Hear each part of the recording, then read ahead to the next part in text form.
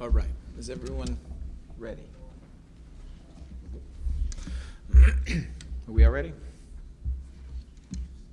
Good afternoon. Thank you all for being here. This is a press availability in relation to the sentencing that occurred earlier today in the case of Ameen Hurst. This is a sentencing that involved nine different criminal cases, not 9 incidents, but 9 criminal cases. 4 of them homicides, 2 of them attempted murders, 2 of them robberies, 1 of them a fairly infamous escape that occurred. And the judge has rendered a sentence today. I want to give credit where it's due, so I want to invite Anthony Voci to come forward and to explain details around the case and the sentencing. Mr. Voci will also introduce family members, some of whom have spoken in court, some of whom have not, but he will introduce family members, and a number of them do wish to speak here as well. Once we've concluded that portion of this discussion, I will come back up for any Q&A. Mr. Voci? Thank you, Mr. Krasner. Good afternoon, ladies and gentlemen. I would be remiss if I didn't begin my remarks by extending sincere thanks to the Philadelphia Police Department for an outstanding investigation in this case, specifically the work of the assigned detectives on the individual murders. One of those assigned detectives was Detective Robert Daly, who is an expert in the processing of digital evidence, and he spent countless hours along with ADA Ed Jaramillo processing the evidence in this case and putting together a case that was absolutely beyond any defense. And I think that the defendant's guilty plea reflected the notion that this case could not in any way be defended. ADA Brett Zikosian worked on the escape portion of this case, which was the defendant's final crime. And we would like to extend sincere thanks to our federal partners at the U.S. Marshal's Office for their work in investigating the escape from CFCF. And we would also like to obviously invite family members to speak. The family members that are speaking today are the family members of one of the 4 homicide victims. As D.A. Krasner pointed out a couple of minutes ago, there were 4 separate murders that began. This was a string of crimes that began on Christmas Eve in 2020 during the pandemic, and it extended into the spring of 2021 into the month of March, where in the first couple of weeks of March, the majority of these crimes took place. And so the murder of Rodney Hargrove occurred in March of 2021, and it occurred on the grounds of CFCF prison here in the city and county of Philadelphia. And his family members are here to speak on the depth of their loss. This is a crime that was also captured on video, and we presented all of that video on all of the crimes to the sentencing court today. We would also like to express our thanks to His Honor, Judge O'Keefe, for the patience and the courtesy that he extended to both sides in this case. And it was a very difficult case. There was a lot of work involved. And the defendant was sentenced to a term of 55 to 110 years of incarceration. And so what I would like to do is begin by bringing the first family member forward, and that is Azure D. Hargrove. Good afternoon. My name is Azure D. Hargrove. I'm the cousin of Rodney Hargrove. We may have lost on March 18th, but today we gained justice. And I would like to thank the prosecuting staff. I would like to thank Judge O'Keefe for looking at this case fully, dissecting it and making sure that justice is going to be served. Thanksgiving is right around the corner, and family is all we have. As you can see, it's many of us. And I just hope and pray that now we can have a better Thanksgiving knowing that justice was served. So thank you very much. And once again, Rodney was a beautiful young man, and may his legacy live on. Thank you very much. I'm going to invite Pastor John E. Hargrove III up next.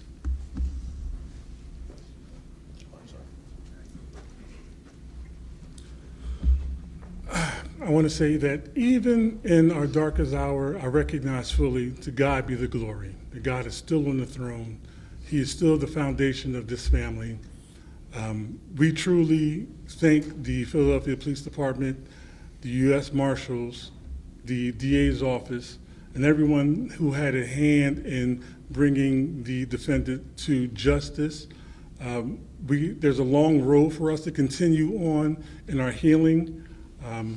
But I just want to tell everyone that to keep this family in prayer, that this is not something that is a single issue, that it affects many families, not only in our city, but in our state, across the country. And we should be just, especially during this time of the year, we really should be praying for one another. That's it.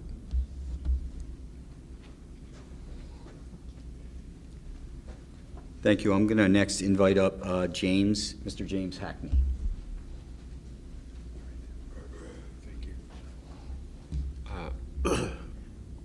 Today we felt like we had justice served. My nephew was a bright young man. We miss him very, very dearly. It's comforting for my family to know that the gentleman that is going to be serving some time, and that he may not see any time for the rest of his life. It is sad in another way that another life will be lost, but he chose that road. I wanted to thank the DEA office for the hard work, thank the police for their hard work, and for everyone involved. And again, like my cousin said, just pray for us and pray for every family involved. Thank you. Thank you. And next, we'd like to invite John E. Hargrove, Jr.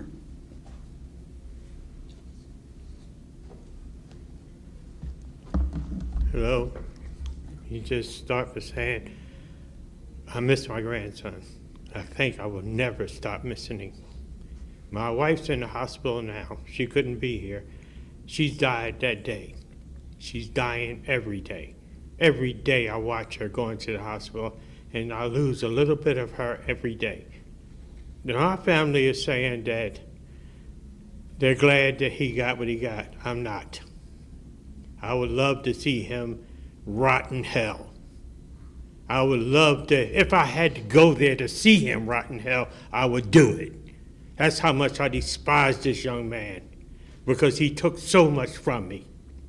My sons, I watch my youngest, my middle boy, Rodney, suffer every day. I watch my youngest one walks around walking into walls because he can't take it anymore. I watch my oldest son. He's the preacher, and I've seen a change in him. I just can't take too much more of this. Thank you. Thank you, Mr. Hargrove. And finally, Ciara Bartley would like to speak.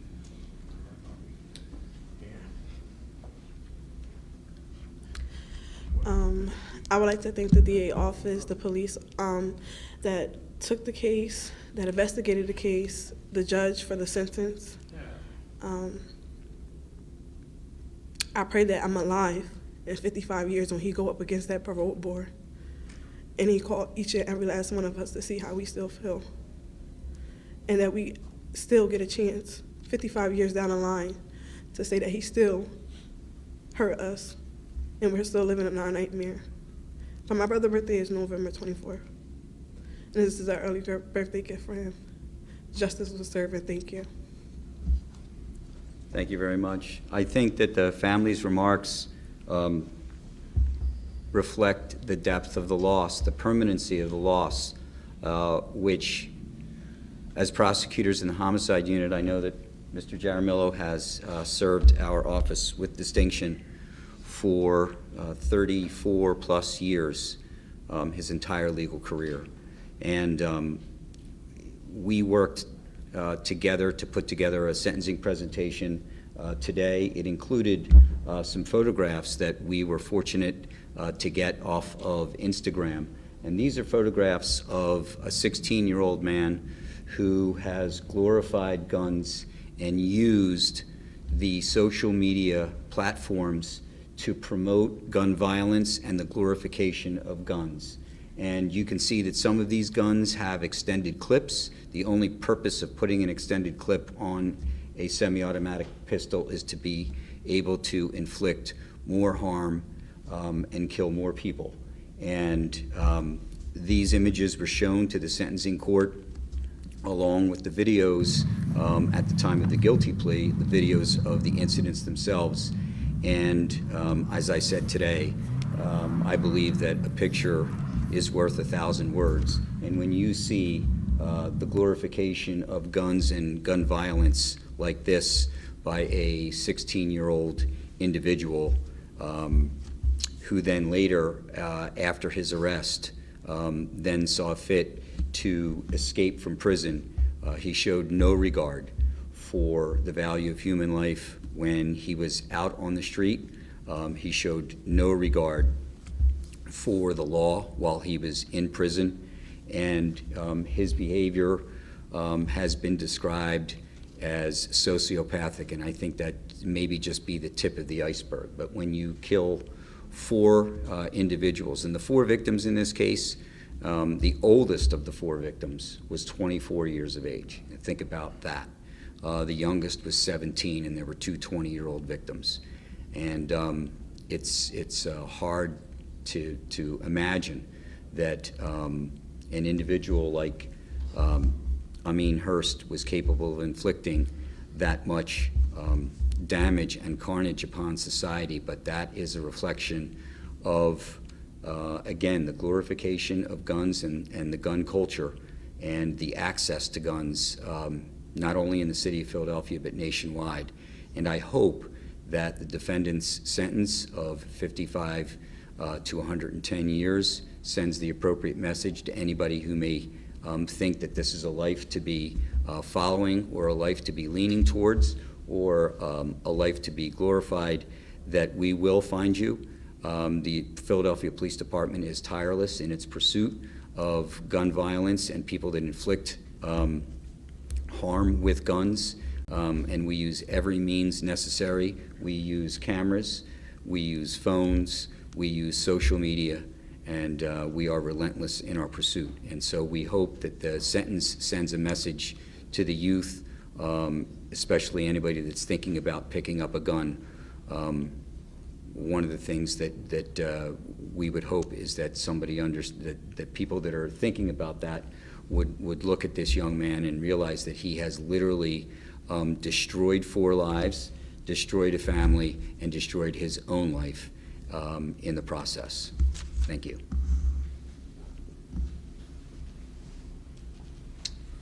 Just a short comment before we go to Q&A. I know that it was covered extensively in court, but hasn't been covered here. Ameen Hurst was there to kill somebody else. The victim here, Rodney Hargrove, did not know Ameen Hurst. Ameen Hurst did not know him. This is a misidentification murder. You know, people, I think, sometimes don't always understand what the phrase individual justice means, but what it means is that every factor should be considered in coming to an appropriate outcome in a case. Ameen Hurst lives at the extreme end of danger. He lives at the extreme end of harm. He lives at the extreme end of not caring for human beings, their lives, their loved ones, their communities. He lives at the end where when you try to do individual justice, you end up here with someone who is unlikely ever to live outside of custody, with someone who, even if he does come up for parole, even if he survives 55 years, is unlikely to be paroled.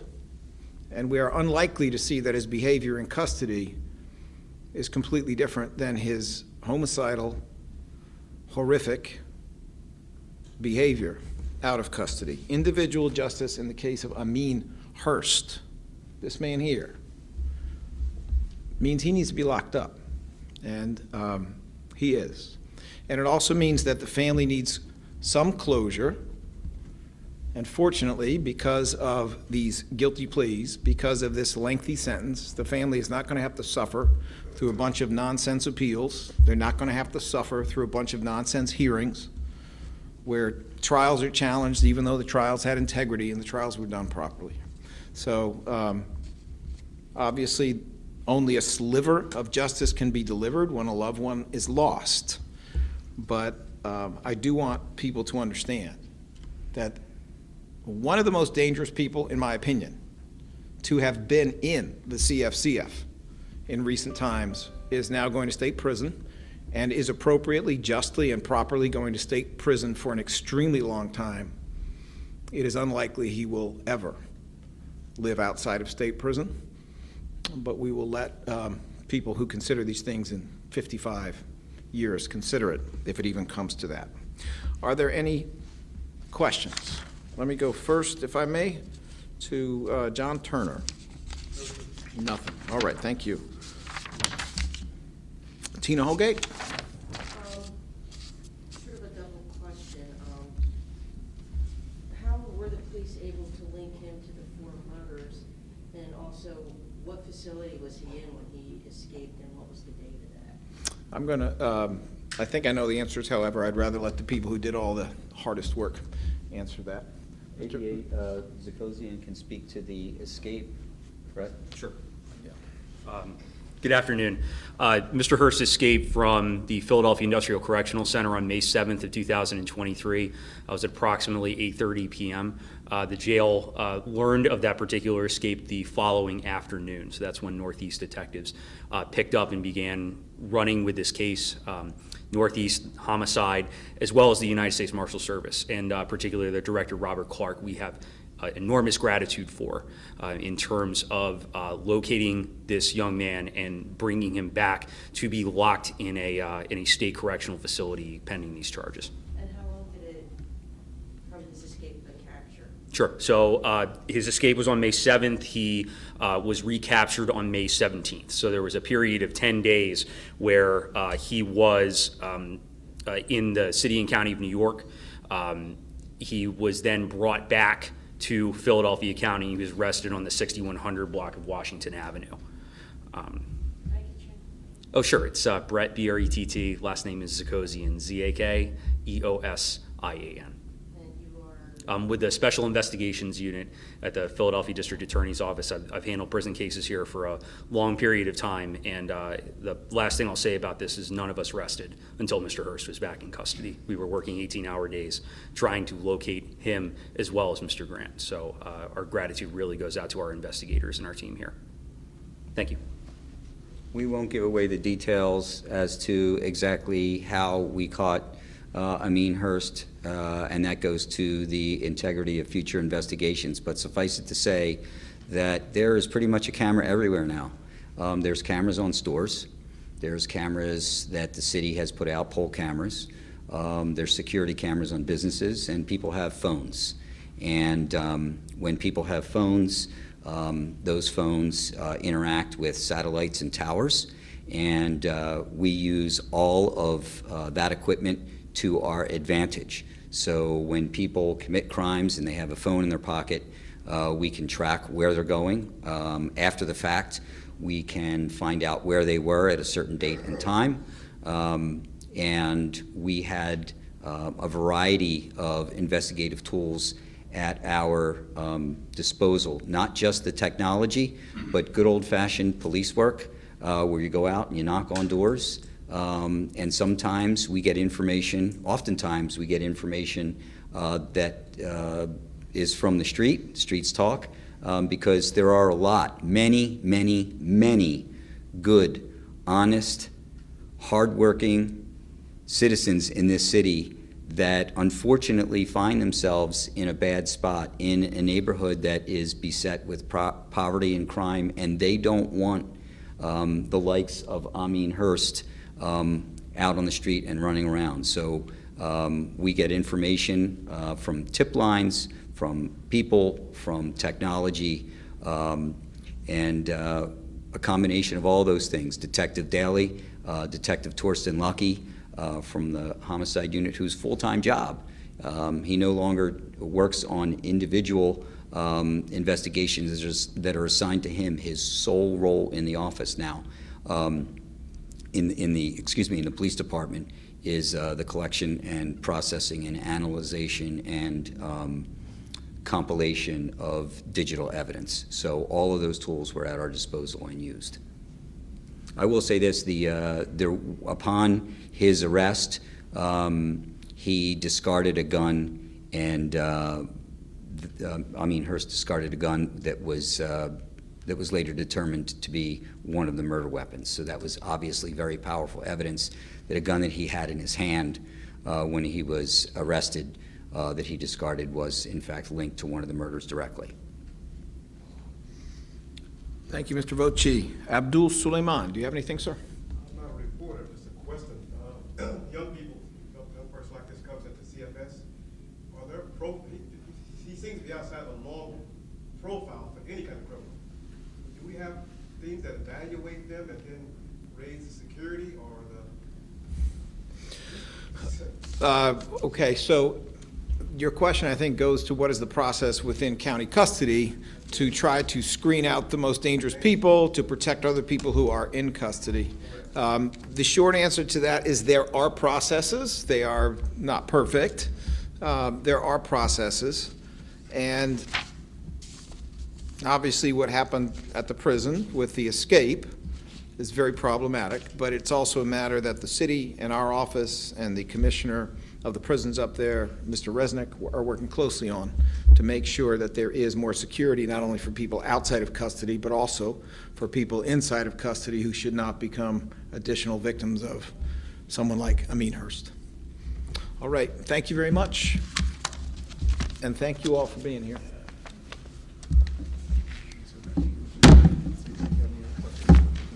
Is this your stuff, Kathy? Mr. Voci, go back over to the import list.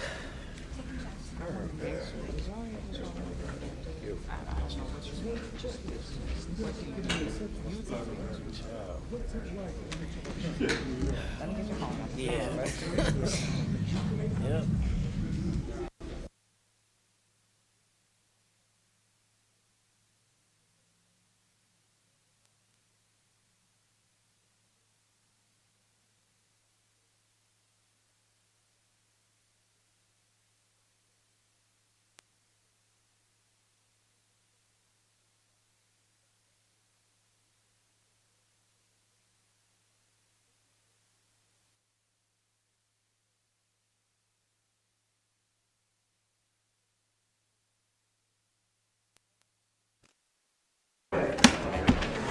Appreciate all the work. No, you really do. You want to go back. You want to. Yeah.